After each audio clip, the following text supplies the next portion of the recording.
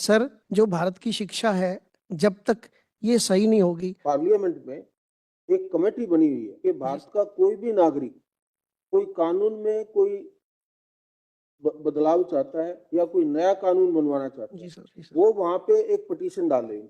Sir, एक request है sir, article 32 के तहत जो संविधान की आत्मा है सर, बाबा साहब अम्बेडकर साहब ने कहा है, जब तक सर बड़ी मुश्किल से यहाँ पर आया हूँ, 60 साल लग गए सर मेरे को यहाँ तक आने में सर। आप हमारे लिए देश के बड़े सम्मानित नागरिक हैं, आपके लिए है ये सारी व्यवस्था, आपके लिए बनी है, किसी और के लिए नहीं बनी। आप जब भी आए तो आपका हमेशा हमारे लिए कोई समस्या नहीं है, आप जब मर्जी आना चाहिए। सम्मानित आदरणीय जज साहब, आपके सामने चरणजीत सिंह मैं जनहित याचिका लेकर आया हूं, जिसका आधार भारत की शिक्षा है। श्रीमान जी, सर, जो भारत की शिक्षा है, जब तक ये सही नहीं होगी, तब तक आप जैसे महान जो यहाँ पर आप बैठे हैं, जो न्याय दे रहे हैं पूरे भारत को, वो सुनिश्चित नहीं हो पाएगा सर। उसके लिए मैंने ये जनहित याचिका डाली है सर। इसमें जितने भी पार्टीज को मैंने निवेदन किया है आपसे, उनको नोटिस देके हम उनसे इस शिक्षा नीति को, भारत को विश्वगुरु बनाने के लिए, सर्वोच्च स्थान दिलाने के लिए, शिक्षा नीति के लिए काम करना चाहते हैं। इसमें मेरा कोई भी किसी भी प्रकार का हित नहीं है श्रीमान जी।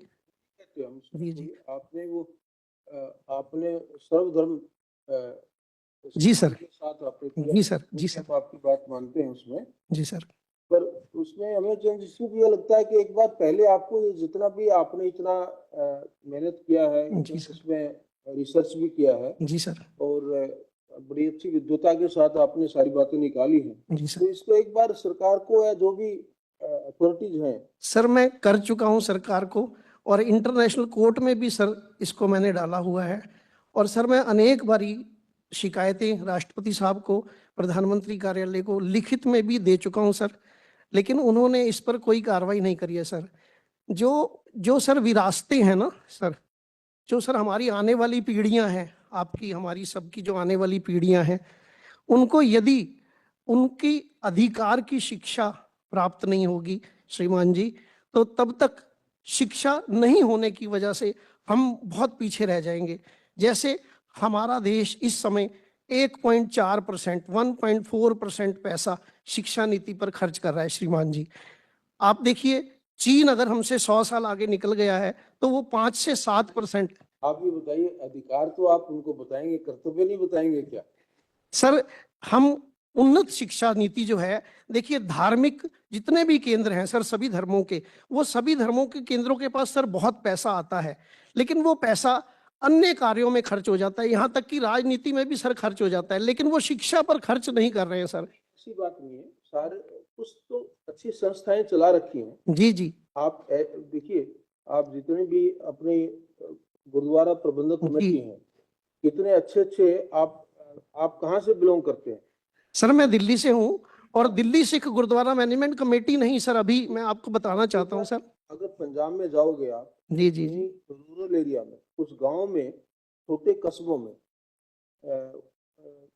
जो हमारे लोकल वहाँ पे श्री गुरुद्वारा साहिब की जो प्रबंधक कमेटी है, जी सर जी सर, उन्होंने बहुत अच्छे अच्छे स्कूल चला रखे। जी सर, आप देखोगे उनको सरकारी स्कूल से अगर तुलना करोगे तो वो स्कूल बहुत अच्छे हैं। जी सर, शिक्षा के उसके भी वहाँ पे जो मोरल एजुकेशन है, जी सर जी सर, क्वालिटी ऑफ एजुकेशन के एंगल से भी जो बच्चों को फैसिलिटीज का देखेंगे वो भी अच्छा है। जी सर, मेडिकल कॉलेजेस भी हैं, कॉलेजेस भी हैं, ऐसे बात नहीं है सर हैं, लेकिन उसमें सर काफी त्रुटियां आ गई हैं। अभी दिल्ली से गुरुद्वारा मैनेजमेंट कमेटी का हाई कोर्ट में केस चल रहा है सर, हमने उसमें इम्प्लीड होने की कोशिश करी।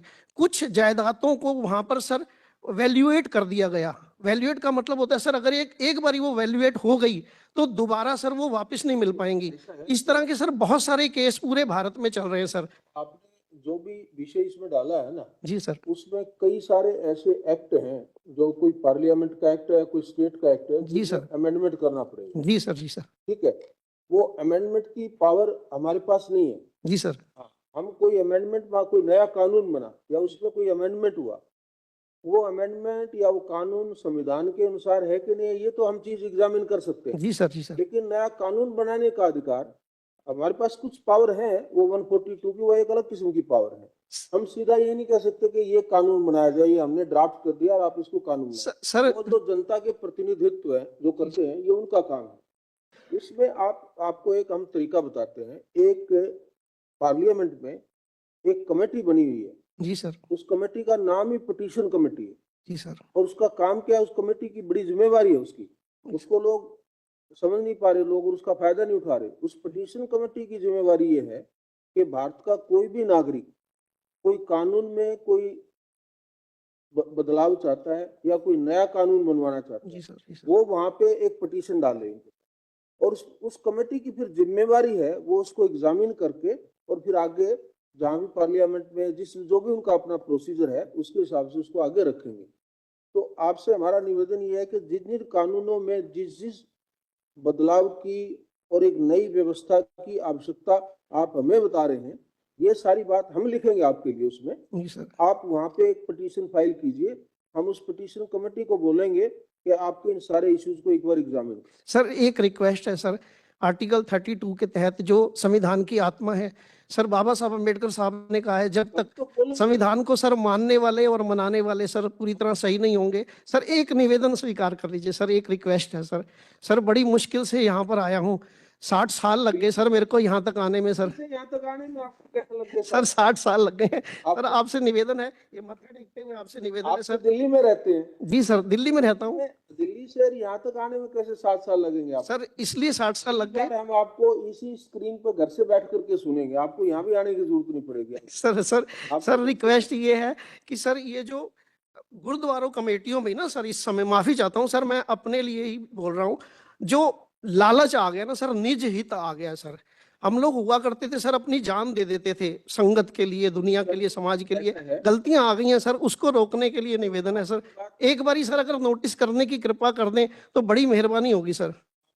हो सकता है थोड़ी बहुत आपकी बात ठीक हो, लेकिन ये बड़ा कोर्ट के लिए ये बड़े सेंसिटिव मुद्दे होते हैं। हम जी। किसी भी धर्म की व्यवस्था में, आपका गुरुद्वारा प्रबंधक कमेटी एक्ट बना हुआ है 1925 का, सर उल्लंघन कर रहे हैं पूरा, 1925 का एक्ट है, 72 का सर। 1925 के एक्ट में आपको ये भी पता होगा, एक व्यवस्था है कि अगर किसी गुरुद्वारा की संपत्ति को लेकर के, उसकी आय को लेकर के अगर कोई किसी किस्म का कोई मान लीजिए उसका मिस अप्रोप्रिएशन हो रहा है या उसका दुरुपयोग हो रहा है, तो एक आपको पता है सिख गुरुद्वारा ट्रिब्यूनल भी है। जी सर। तो ट्रिब्यूनल जो है वो हाई कोर्ट का सिटिंग जज प्रिजाइड करता है उसको, उसमें साथ में कुछ हमारे सिख धर्म के कुछ विद्वान लोग भी बैठते हैं। जी सर। और वो एक हाई कोर्ट के जज उसको प्रिजाइड करते हैं।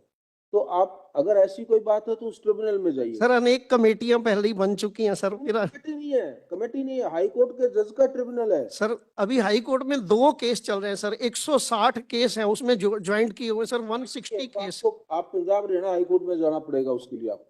सर हम वहां पर गए थे, उन्होंने कंप्लीट तो हमें कर लिया, लेकिन जब हमने कहा कि आपने ये जो वैल्यूएट करा दिया, जमीनें वैल्यूएट हो गई हैं सर, अगर वैल्यूएट हो गई हैं तो सर उसको वो बिकवा भी सकते हैं, इसलिए सर ये धार्मिक उसमें कोर्ट का दखलंदाजी मानी जाएगी। ये हमारे को थोड़ी सी इस व्यवस्था में हमें परेशानी रहती है।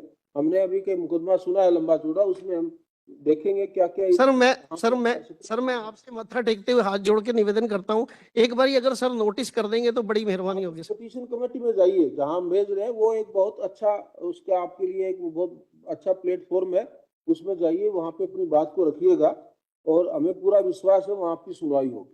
सर मैं आपकी आज्ञा को सिरधार्य करते हुए जैसा आपने आदेश दिया है, मैं उस कमेटी में जाने की कोशिश करता हूं। आपके निवेदन, सॉरी मेरा निवेदन है सर, इसमें आपकी सहायता कर रहे हैं, हम ऑर्डर में लिखेंगे ये बात जी, कि आप वहां पे आएंगे और आपकी बात की सुनवाई होगी। सर मैं आपकी आदेश को सिरोधार्य करते हुए, आपका पूर्ण सम्मान करते हुए आपसे इतना ही निवेदन करना चाहूंगा, यदि वहां पर कुछ ऐसा ना हुआ तो पुनः मैं आपके सामने हाजिर हो सकूं इस काम से। हाँ बिल्कुल, हमारे दरवाजे हमेशा खुले हैं, ऐसा कोई नहीं है, ऐसा नहीं है कि वो आप नहीं आ सकते। बहुत बहुत धन्यवाद सर, बहुत बहुत मेहरबानी, पूर्ण सम्मान के साथ। कोई भी गलती हो गई हो सर, क्षमा चाहता हूँ। कुछ नहीं, आप आइए, आपका सभी का सम्मान है यहाँ पर।